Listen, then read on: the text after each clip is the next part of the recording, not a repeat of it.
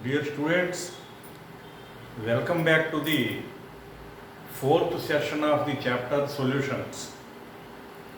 Today we are going to learn about the vapor pressure.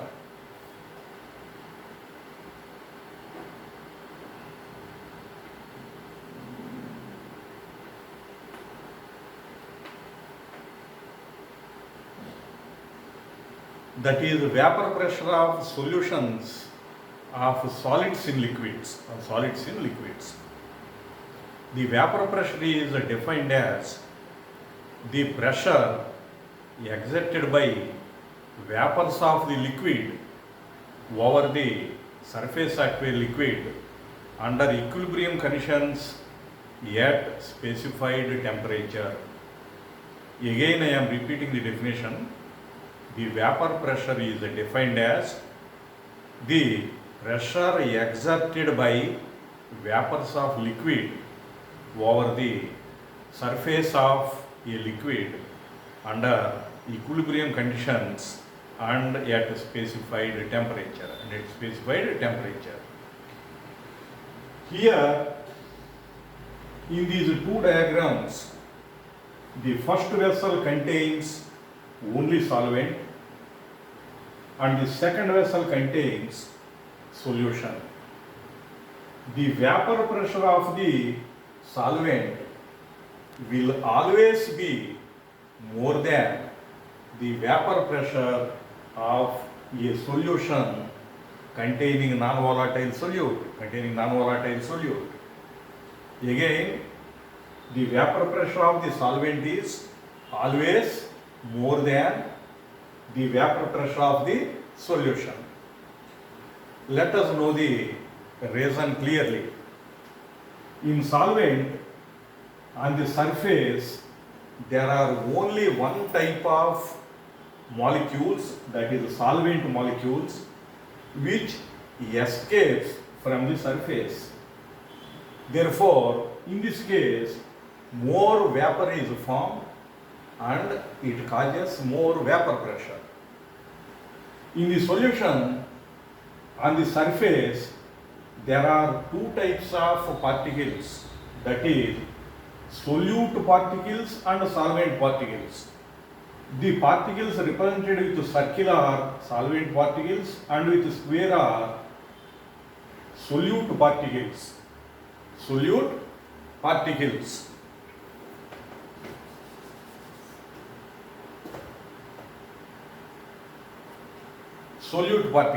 But the solute particles are non-volatile, therefore they will not escape from the surface. Therefore, the number of particles, that is solvent particles, though they escape from the surface, are less when compared to the solvent. Therefore, the vapor is less and it causes less vapor pressure. Therefore, the vapor pressure of the solution will always be less than the vapor pressure of the pure solvent.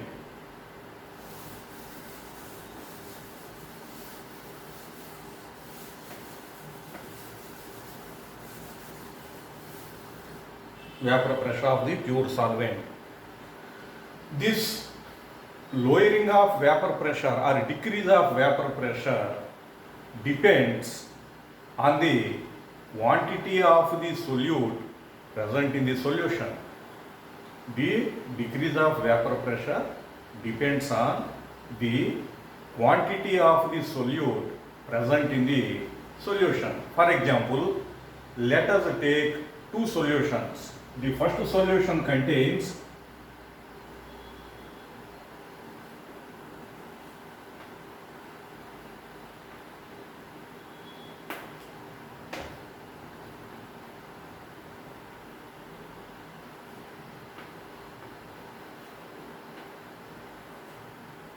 one mole of urea in 1 kg of solvent, and the second solution contains 1 mole of sucrose in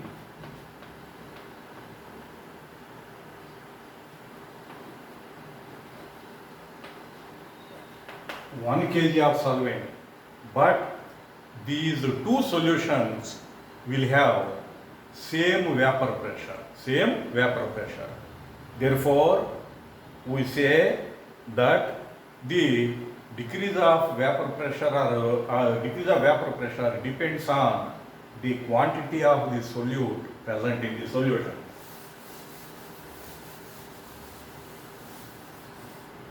Now,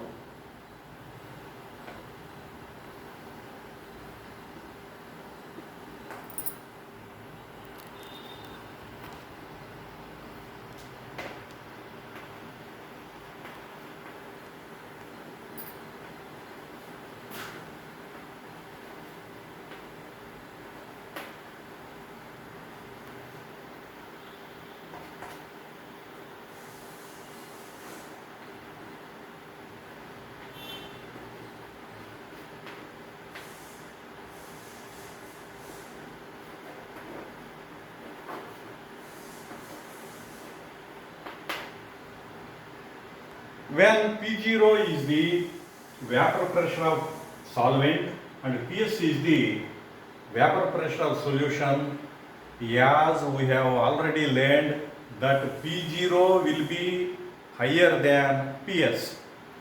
The difference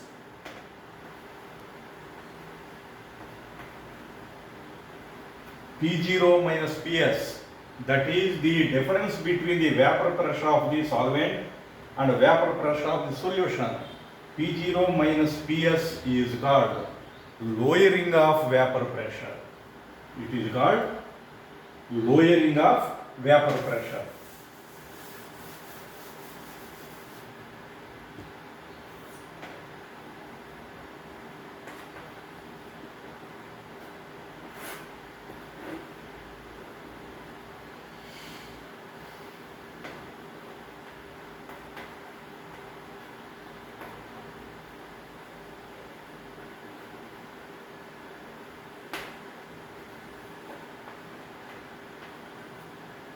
It is lowering of vapor pressure. P0 minus Ps is the lowering of vapor pressure and P0 is the vapor pressure of the solvent. Therefore, the ratio between lowering of vapor pressure and vapor pressure of the solvent is called relative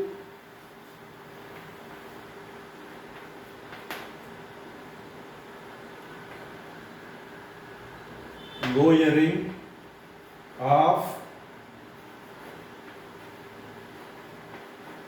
vapor pressure or LVP.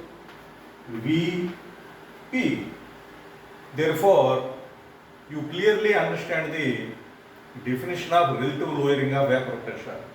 It is the ratio between lowering of vapor pressure and vapor pressure of the pure solvent is defined as relative lowering of vapor pressure. Relative lowering of vapor pressure. This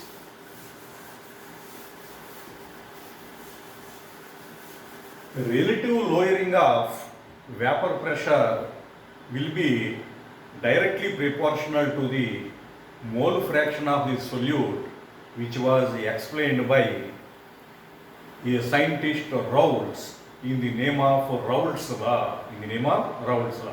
Now we learn what is the Raoults law.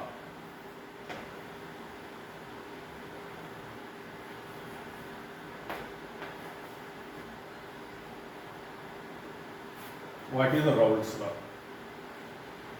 The relative lowering of vapor pressure,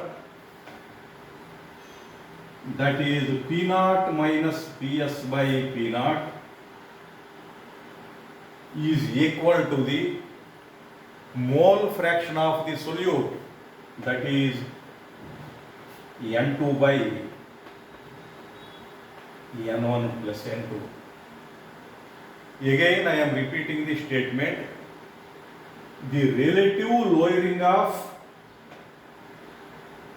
vapor pressure, the relative lowering of vapor pressure of dilute solution containing non-volatile solute is equal to the mole fraction of the solute. Here we know what are N1 and N2 also. N2 is the number of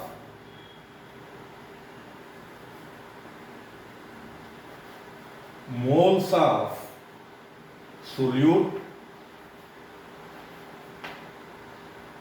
and N1 is equal to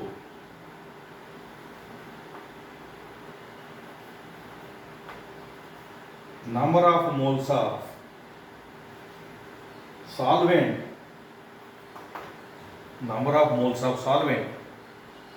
but in dilute solutions, N2 will be very much less than N1. Therefore, the N2 in the denominator can be neglected so that we get P0 minus Ps by P0 is equal to N2 by N1. This is the simplified Raoult's law. This is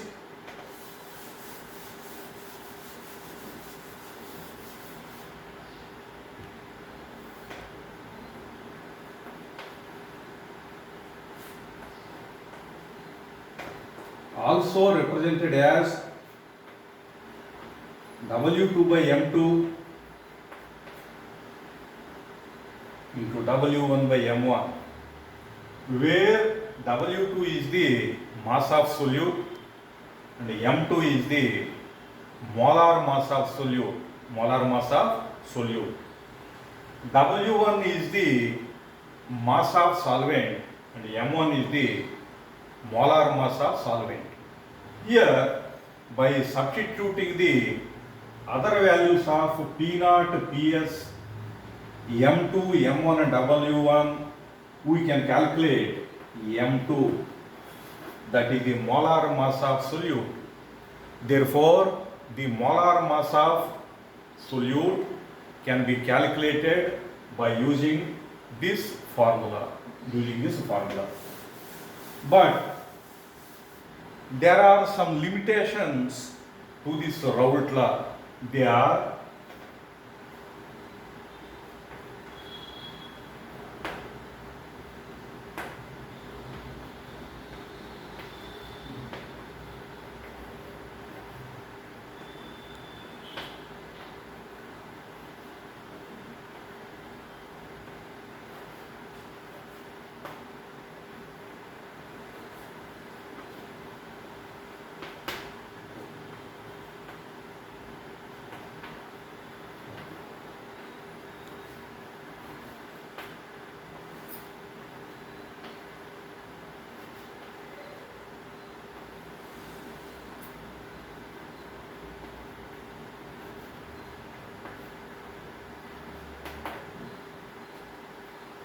this Raoult's law is applicable to only dilute solutions.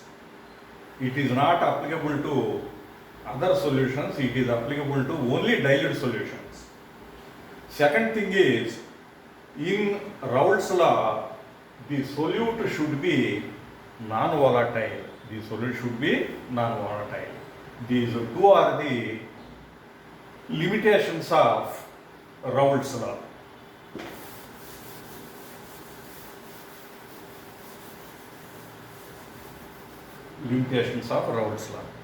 Now, let us know what are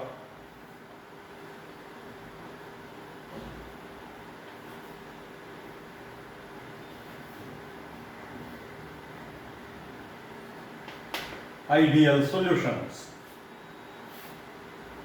Now, let us know what are ideal solutions. The solutions which obey Raoult's law over a wide range of concentrations, that is at all concentrations and temperature, is called ideal solution.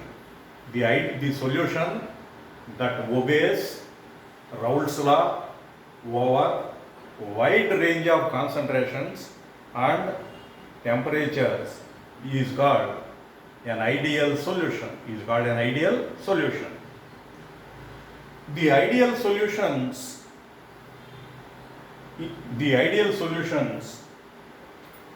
have some special features. The first one is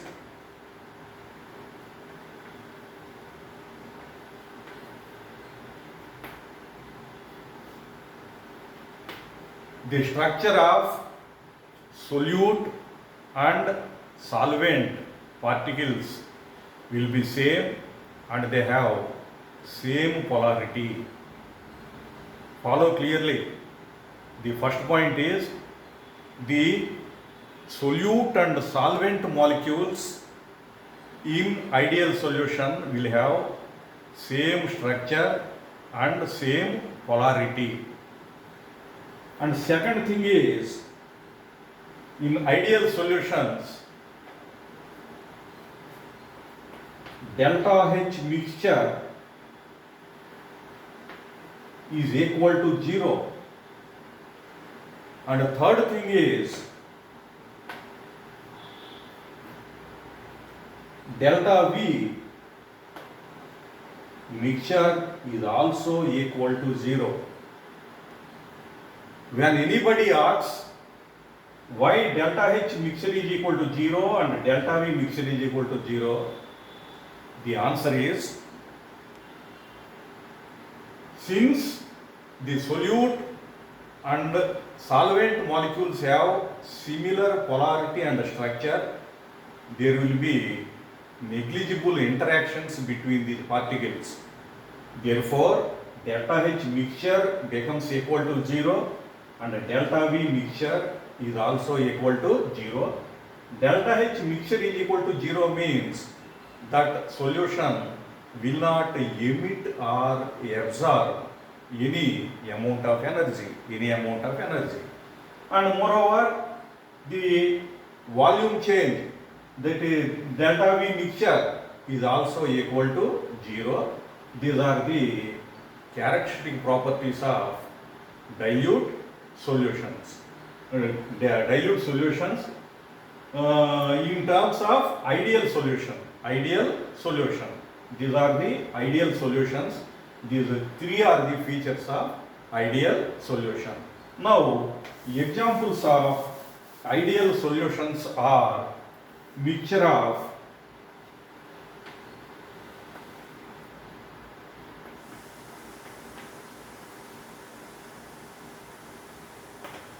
benzene plus toluene.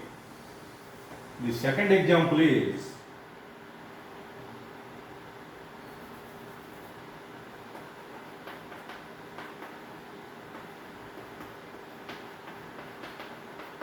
C2H5Y. The third example is a mixture of N-hexane and N-heptane. These are the examples of ideal solutions. Now, let us know what are non-ideal solutions. From the definition of the ideal solutions, you will be able to answer what are non-ideal solutions. Let me say the answer. The solutions that will not obey Raoult's law over wide range of concentrations and temperature are called non-ideal solutions. But there is a hidden meaning in this statement. The solutions that will not obey Raoult's law means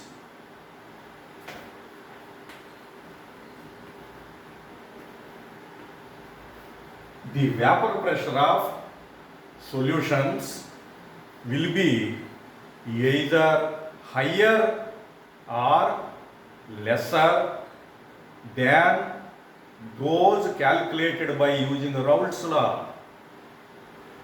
Clearly understand, the vapor pressure of these solutions will be either higher or lower than the vapor pressure which was calculated by using Raoult's law. When the vapor pressure is higher, we say that there is positive deviation, and when there is lower vapor pressure, we say that there is negative deviation, negative deviations. So there are deviations, that is positive deviation and negative deviation from Raoult's law in the case of non-ideal solutions. You get a clear idea in the next session the reason for positive and negative deviations. Positive and negative deviations. Let us recollect one more thing from the previous discussion, that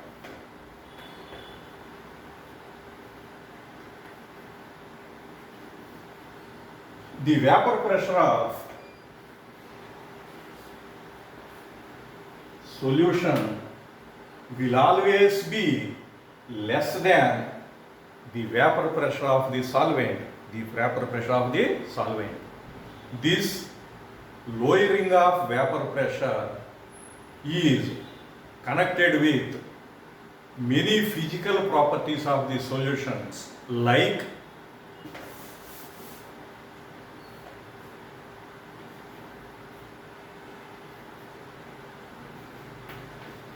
relative lowering of vapor pressure. Second one is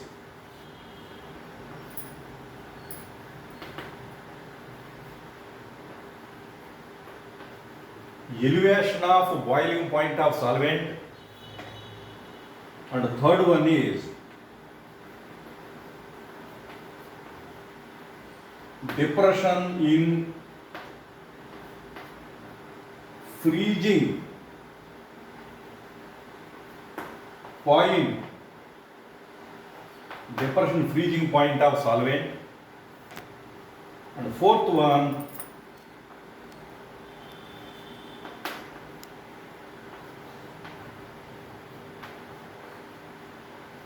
osmotic pressure of solution. These four properties are called colligative properties.